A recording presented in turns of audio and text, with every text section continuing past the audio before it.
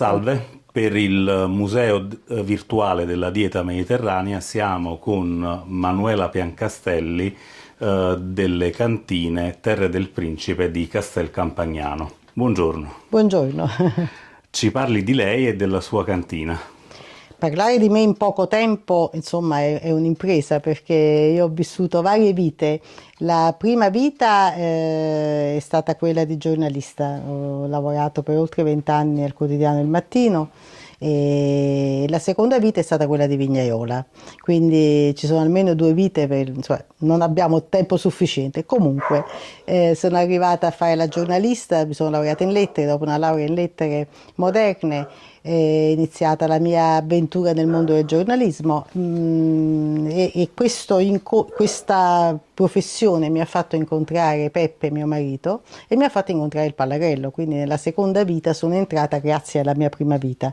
All'epoca ero capo della redazione del Mattino di Caserta e mio marito Peppe Mancini aveva fatto le sue prime bottiglie di Pallagrello. Io ero semplicemente un'appassionata di vino, di cibo e curiosa, insomma, di questo mondo dell'enogastronomia, e così gli volli fare un'intervista, e da quell'intervista poi è partita la nostra storia d'amore, il nostro incontro e soprattutto è partito poi il mio amore per il Pallagrello e il Casavecchia, che diciamo per la prima volta assaggiavo e di cui non avevo mai sentito parlare.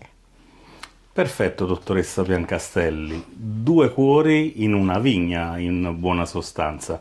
Sì. Ci parlerebbe del signor Mancini, suo marito? Come no? Allora Peppe è il principale artefice della riscoperta di queste uve che lui ha riscoperto casualmente. Io dico che tutte le cose importanti della vita non si programmano, si incontrano, ci si imbatte casualmente. E così lui aveva la memoria di questi vini che beveva il nonno. Il nonno era un proprietario terriero di Castel di Sasso e i contadini gli regalavano a Natale e a Pasqua queste bottiglie fatte con queste uve dal nome strani, Pallagrello e Casavecchia.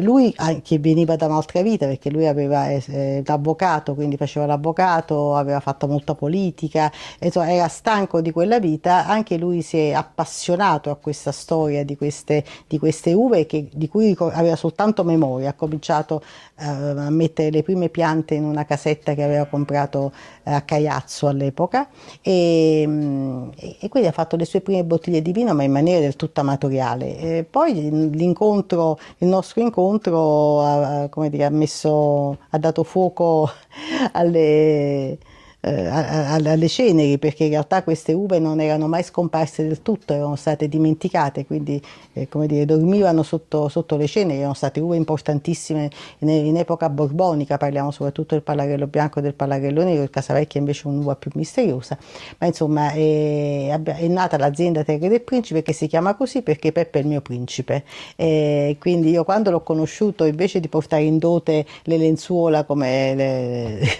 a volte succedeva nelle famiglie, io ho portato una vigna, quindi ho comprato una vigna quando l'ho conosciuto, quindi c'erano le mie terre, questa terra che avevo comprato, c'era il mio principe. Abbiamo fondato questa azienda che ci ha riempito la vita per 20 anni. Benissimo, ma lei ricorda il preciso momento in cui è scattata la scintilla e avete deciso entrambi di stravolgere le vostre vite professionali? Sì, certo, non è stato proprio all'inizio, ovviamente per qualche anno abbiamo continuato tutti e due a fare le nostre vite e avevamo un po' come hobby impegnativo quello dell'azienda e della cantina.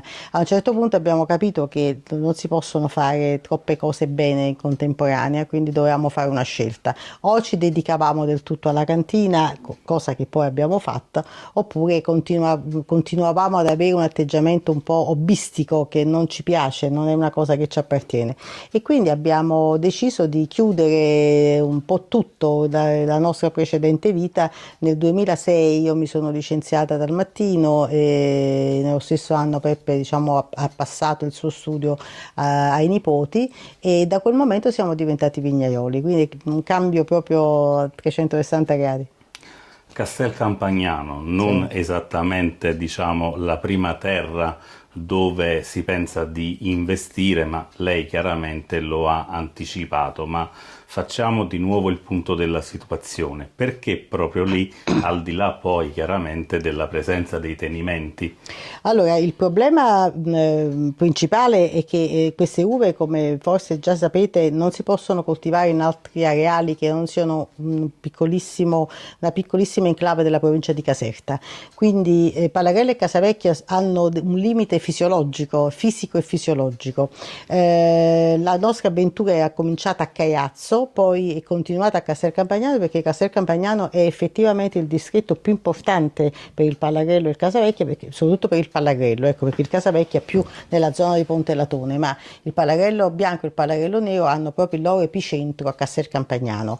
È un epicentro che è stato, come dire, si è sviluppato per le condizioni pedoclimatiche, perché Castel Campagnano ha delle condizioni pedoclimatiche completamente diverse da altre aree. È una zona molto ventosa perché sta tra il Taburno e il Matese, e il Pallarello bianco e il Pallarello nero sono uve che hanno assoluta necessità del vento, perché hanno dei grappoli molto stretti, molto serrati, quindi la sanità delle uve è legata al passaggio dell'aria, al passaggio del vento, quindi c'è il vento. E ci sono anche dei terreni particolari, perché siamo in una zona dove ci sono le arenarie di Caiazzo, che sono una formazione geologica molto antica, ovviamente, e sono composte questi terreni di sabbia mista a materiale vulcanico, perché lì ci sono sia le eruzioni del vulcano di Rocca Monfina, sia addirittura quelle del Vesuvio. Sono sempre arrivate anche lì le ceneri del Vesuvio, anche quelle, l'ultima eruzione del 44 sono arrivate lì,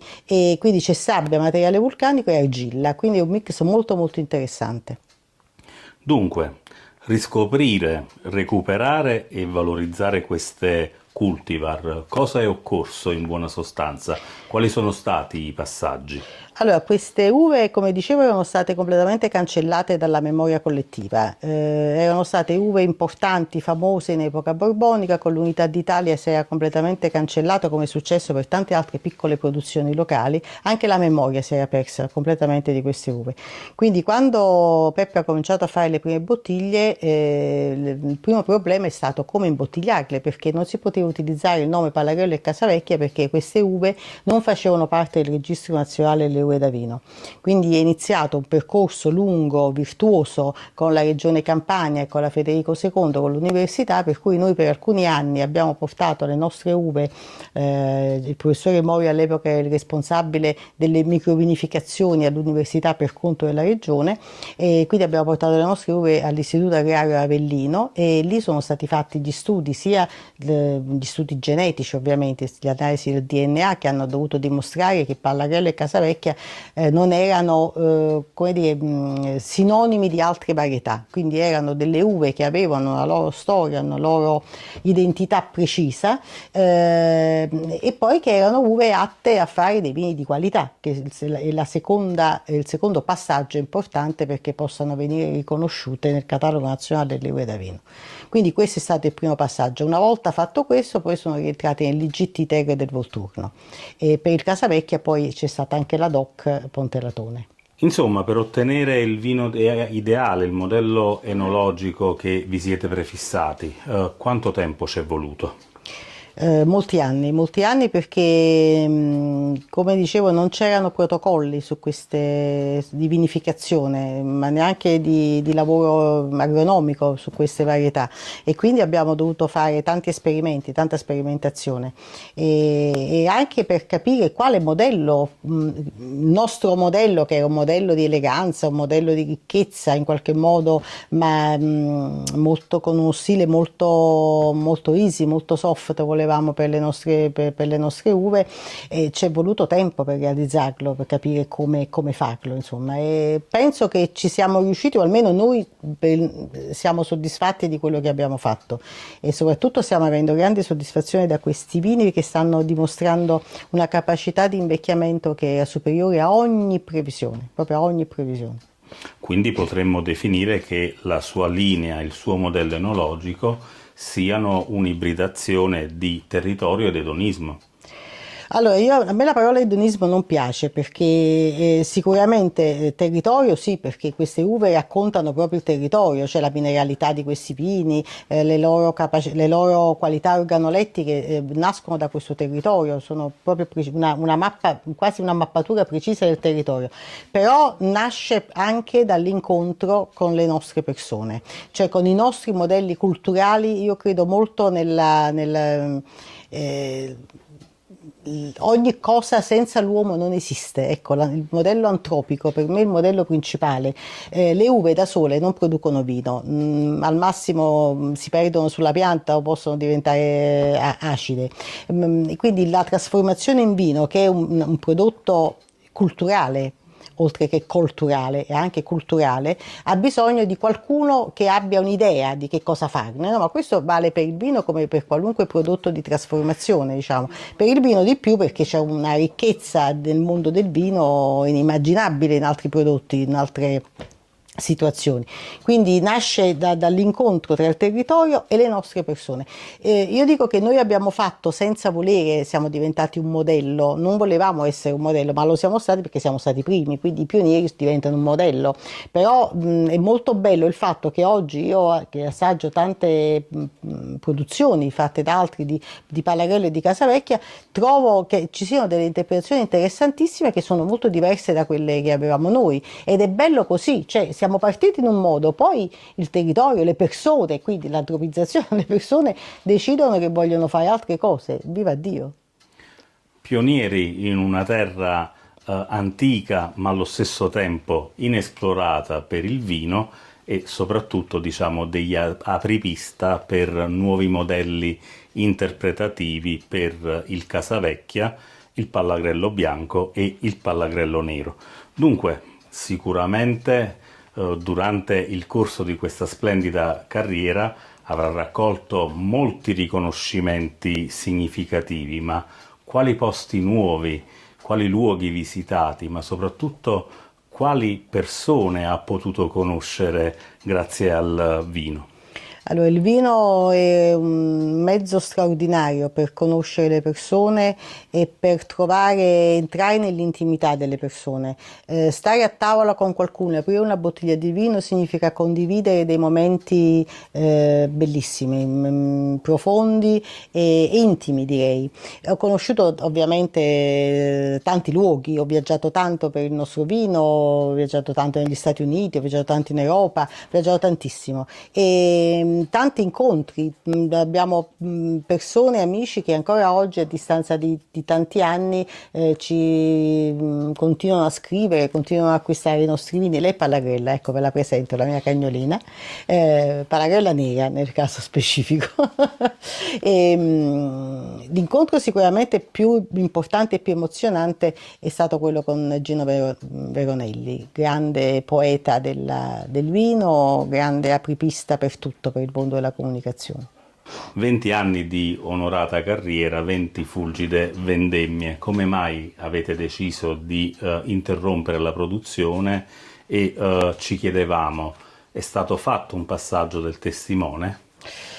Allora, innanzitutto io penso che ogni cosa ha il suo tempo sotto il sole, e quindi il nostro sole oggi splende diversamente. Siamo passati in un'altra età della vita, non avevamo nessuno a cui consegnare la nostra azienda e quindi abbiamo deciso di chiudere questa esperienza.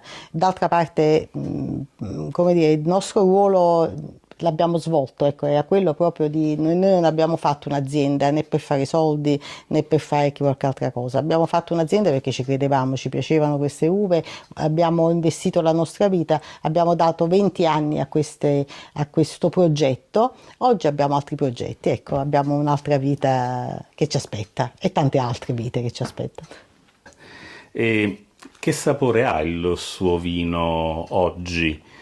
Quando stappa una bottiglia, magari da sola, magari in compagnia? C'è un piccolo tesoro che oramai oggigiorno è diventato limited edition, e lei mi insegna che col tempo poi il vino acquisisce tutto un altro sapore. Certo, ma infatti la cosa bella per noi è assaggiare i nostri vini nel tempo e vedere come sono cambiati, come sono cresciuti. Questa è la cosa anche più divertente, no? In qualche modo, verificare come questi figli, piccoli, questi bambini, no? Che abbiamo fatto nascere, sono cresciuti, sono andati in giro per il mondo, hanno raccontato la nostra storia e oggi sono ovviamente persone adulte che sono in grado però di reggere molto bene al tempo e allo spazio, e questa è una grande scommessa, una grande sfida. E poi i vini hanno questa grande capacità di raccontare, come lo dicevamo prima, di raccontare i territori, no? E quindi di raccontare anche i momenti dei territori. Io sono convinta che la nostra avventura sia stata legata anche a un momento storico, che era quello della riscoperta dei vitigni autoctoni. Probabilmente questa nostra sfida non sarebbe stata vinta in un altro momento storico, forse 20 anni prima nessuno ci avrebbe considerato, 20 anni dopo saremmo stati inflazionati insieme a tante altre uve che si sono andate riscoprendo. Quindi la fortuna forse del Pallarello e del Casabecchi è anche quella di essere nati nel momento giusto, no? Si dice nati con la camicia, in questo caso è vero ancora di più per queste piccole grandi uve. Insomma, le cose non arrivano né presto né tardi, arrivano nel loro tempo. Sempre, sempre. Bene, e pertanto qual è il più grande lascito che Terre del Principe ha lasciato al territorio di Castel Campagnano e anche al mondo del vino più in generale? Allora, io credo che noi, Peppe e io, abbiamo scritto una pagina importante della storia vitivinicola della Campania, perché abbiamo restituito alla collettività delle uve che erano state dimenticate e dei vini che erano stati dimenticati. Quindi questo credo che sia il grande lascito che facciamo. E abbiamo dato consapevolezza a un territorio. Quando noi siamo arrivati a Castel Campagnano, i contadini vendevano e svendevano queste uve, le davano alle grandi cantine che le compravano per poco e niente, proprio perché non avevano valore. Noi abbiamo dato valore a questo patrimonio, che è un patrimonio vitivinicolo molto importante. E vedi, una cosa importante è anche questo, la consapevolezza dà valore alle cose. C'è una differenza fra valore e prezzo. Qualcuno dice sì, questi vini costano molto. Io dico no, questi vini non costano molto, questi vini valgono molto. Valgono molto perché sono frutto innanzitutto di aziende molto piccole, perché anche dopo di noi le altre aziende che sono nate sono piccole aziende, sono frutto di tanta fatica dei contadini, tanta fatica dei produttori, tanta fatica per imporsi sul mercato, perché si va presto a dire piccolo è bello, oh che bello le piccole produzioni. Sì, ok, poi le devi vendere, le devi fare, quindi non è così semplice. Quindi chi lo fa questo vino lo fa perché c'ha passione, lo fa perché ci crede, perché crede nel territorio, perché crede in queste potenzialità. Quindi credo che il lascito che abbiamo lasciato a Castel Campagnano e in assoluto alla Campania, del mondo del vino della Campania, è che bisogna avere coraggio e consapevolezza. Sono due cose che devono viaggiare insieme, consapevolezza e anche poi quando si incomincia, tutte le cose si devono fare per gioco, deve nascere per gioco, ma il gioco può essere anche una cosa molto seria e nel caso del vino si può, come dire, giocare facendo bene, anche molto bene le cose. Questo, se abbiamo già lasciato questo, già è tanto. Il vino come bene agricolo, tra le varie altre cose, chissà cosa pensavano i contadini all'epoca e cosa pensano oggi. Pensavano, te l'ho detto, non pensavano di avere un tesoro fra le mani, sicuramente. Oggi lo sanno. Ecco, questo per me è una cosa bellissima. Infatti tantissimi figli di contadini sono diventati produttori. Questo è una soddisfazione immensa. Hanno studiato, sono diventati enologi, sono andati agrari, hanno messo su delle aziende. Cioè non hanno più il sogno di andare da un'altra parte a lavorare, di andare a lavorare in fabbrica o andare a lavorare in qualunque altro posto. Hanno il sogno di diventare vignaioli, che è una cosa meravigliosa, più di questo non si può volere. Prima ha citato Gino Veronelli, sì. Ma Cosa succederebbe se adesso venissero a trovarla Mario Soldati e Gino Veronelli? Cosa accadrebbe? Cosa berrebbero? Allora, accadrebbero due cose diverse. Se entrasse dalla porta Gino Veronelli, credo che tutti e due scoppieremmo a piangere perché ci siamo voluti molto bene. Io ho voluto molto bene a Gino e Gino ha voluto molto bene a me. Anzi, Luigi, io lo chiamavo Luigi, non lo chiamavo Gino. Luigi Veronelli. E sono stata un po' per lui una figlia, e mi ha aiutato anche a crescere professionalmente. Con lui, i miei primi libri sul mondo del vino l'ho scritti con Veronelli, quindi ha creduto molto in me anche sotto questo profilo. E quindi ci berremo insieme sicuramente una bottiglia di Casavecchia più che di Pallarello, perché il Casavecchia lui aveva già conosciuto e ne aveva scritto nell'Italia Piacevole, l'aveva assaggiato a Bellona da tal Monsignor Cantiello, aveva assaggiato questo vino e ne era rimasto entusiasta, e quindi ricordo ancora le prime bottiglie che lui portava in giro dai ristoratori, andavamo insieme, lui camminava con queste bottiglie orgoglioso come se di una sua scoperta, pur non essendo io sua figlia vera ovviamente, ma soltanto elettiva. Mario Soldati ovviamente non l'ho conosciuto, massima stima, sono stati tutti e due dei grandi camminatori della terra, tutti e due avevano un approccio pasoliniano in qualche modo alla terra, alla cultura del fare, alla cultura contadina. Diceva sempre Veronelli: il miglior vino del contadino, il peggior vino del contadino è migliore del miglior vino dell'industria, che naturalmente è un paradosso detto così, però voleva dire, insomma, c'era questo legame forte con la cultura contadina e con il mondo contadino. Credo che tutti e due siano stati dei pilastri della comunicazione del mondo del vino. Senza di loro sarebbe tutto nato lo stesso, ma con molto ritardo ovviamente. Credo che tutti i grandi degustatori italiani, dal Gambero Rosso all'Ais, a come si chiamano adesso tutte il vario mondo della sommellerie, debba tanto a loro due, perché sono stati effettivamente i primi a scriverne e sono stati i primi a non vivere il giornalismo enogastronomico come un giornalismo di serie B.